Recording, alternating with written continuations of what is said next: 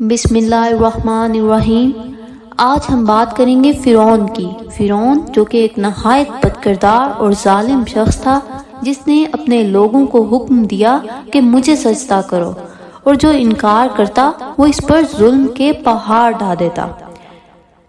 پھر اللہ تعالیٰ نے موسیٰ علیہ السلام کو بھیجا، جنہوں نے بنی اسرائیل کو صرف ایک خدا کی عبادت کا درس دیا۔ فرعون کے محل میں موجود ایک خاتون نے موسیٰ کے دین کو قبول کر لیا اور اللہ پر ایمان لے آئی۔ اس خاتون کا نام شاتا تھا۔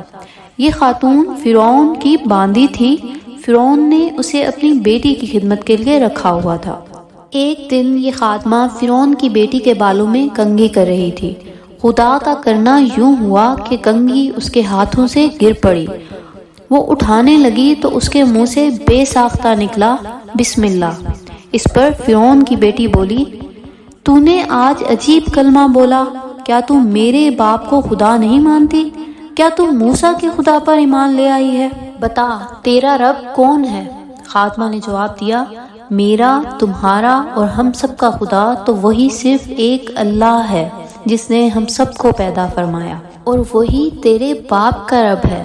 شہزادی نے اس بات کی اطلاع اپنے باپ کو دی، جو انتہائی غصے میں آ گیا، اور اس نے سنتے ہی باندی کو اپنے دربار میں بلوایا اور پوچھا کہ کیا تو نے میرے سوا کسی اور کو اپنا رب مان لیا ہے؟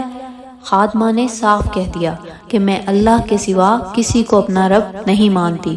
یہ جواب سن کر فرعون حیرت زدہ رہ گیا۔ اسے خادمہ سے اس بہادری کی بالکل امید نہ تھی۔ فرعون نے سوچا کہ اس عورت کو ایسی عبرتناک سزا دینی چاہیے کہ اس طرح کی جرت دوبارہ کوئی نہ کر سکے۔ پھر فرعون نے وہ کیا جس کا کوئی تصور بھی نہ کر سکتا تھا۔ اس نے خادمہ کے بچوں کو دربار میں لانے کا حکم دیا۔ فرعون نے اپنے سپاہیوں کو حکم دیا کہ ایک بڑی دیگ میں تیل گرم کیا جائے۔ جب دیگ پوری طرح سے گرم ہو گئی تو فرعون نے اپنے سپاہیوں کو حکم دیا کہ اس کے ایک بچے کو اس کھولتے ہوئے تیل میں ڈال دیا جائے۔ فرعون کا حکم سن کر وہ بے بس ماں کانپ اٹھی، لیکن اس نے نہایت صبر اور تحمل سے کام لیا۔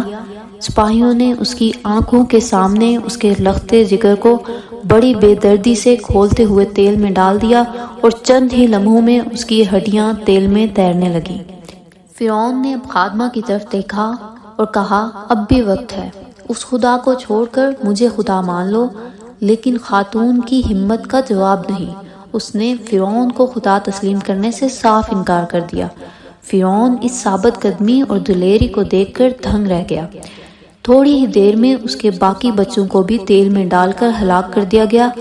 اب سپاہی اس کے سب سے چھوٹے بچے کی طرف بڑھے۔ انہوں نے جب اس شیر خوار بچے کو ماں سے کھینچا تو بچے نے چیخ ماری، جس سے ماں کا کلیجہ منہ کو آ گیا۔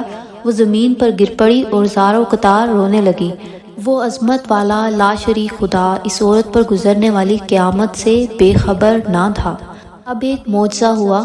وہ شیر خوار بچہ بھرے دربار میں بول اٹھا، اے میری ماں، تو حق پر ہے، اور بے شک دنیا کی سزائیں آخرت کے عذاب کے مقابلے میں کچھ نہیں۔ تمام لوگ جو وہاں موجود تھے حیرت زدہ رہ گئے، لیکن ان کے دلوں پر لگے کفر کے تالے نہ کھل سکے۔ کچھ ہی دیر میں اس بچے کو بھی کھولتے ہوئے تیل میں ڈال دیا گیا۔ یوں اس خاتون کے سارے بچے اس کی آنکھوں کے سامنے موت کی آغوش میں چلے گئے۔ اگر وہ چاہتی تو بچوں کو بچا لیتی، اسے صرف ایک کلمہ کفر ہی تو پڑھنا تھا، مگر اسے اپنے خدا پر پختہ یقین تھا۔ اب سپاہیوں نے خادمہ کو پکڑا اور اس کو بھی کھولتے ہوئے تیل کے پاس لے گئے۔